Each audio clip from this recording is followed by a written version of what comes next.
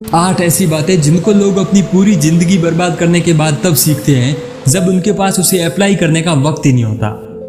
Number 8, कई बार ऐसा होता है कि हम कोई डिसीजन लेने के बाद भी सैड फील करते हैं। तो अकॉर्डिंग टू साइकोलॉजी कोई डिसीजन लेने के बाद सैड फील करने का मतलब हमेशा ये नहीं होता कि वो डिसीजन ही गलत है। नंबर 7, लाइफ कभी भी थका देने वाली और बोरिंग नहीं होती। हम क्या करते हैं कि अपनी लाइफ को एक सर्टेन वे में जीना चाहते हैं, लेकिन हमारे पास अपनी लाइफ को वैसा बनाने के लिए जो जरूरी कॉन्फिडेंस चाहिए होता है वो नहीं होता। ऐसे में हम खुद ही अपनी लाइफ को उबाऊ और बोरिंग बना देते हैं।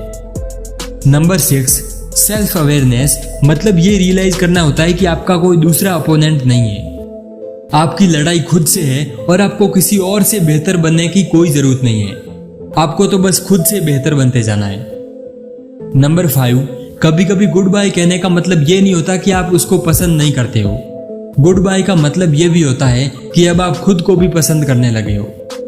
नंबर 4, कई बार लाइफ में एक ही जैसी प्रॉब्लम्स बार बार आती रहती है। तो रूल ऑफ कर्मा ये है कि जब तक हम किसी लेसन से सबक सीख नहीं जाते तब तक वो खुद को दोहराता रहेगा। नंबर 3, यदि आप अपना एक हाथ पास्ट पर और दूसरा फ्यूचर पर रखोगे तो आप किसी को भी हासिल नहीं कर पाओगे।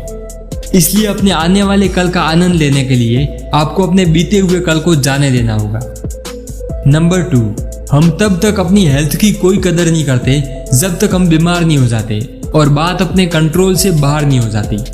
तो अपनी हेल्थ के लिए टाइम निकालना शुरू कर दीजिए, नहीं तो वो दिन दूर नहीं जब डॉक्टर्स आपको ये कह सकते हैं कि अब ऊपर वाला ही कुछ करेगा, क्योंकि जब आपका टाइम था तब आपने तो कुछ किया नहीं। नंबर 1, ये दुनिया बाहर कुछ भी नहीं है, ये आपके माइंड से ही शुरू होकर आपके माइंड में ही खत्म होती है।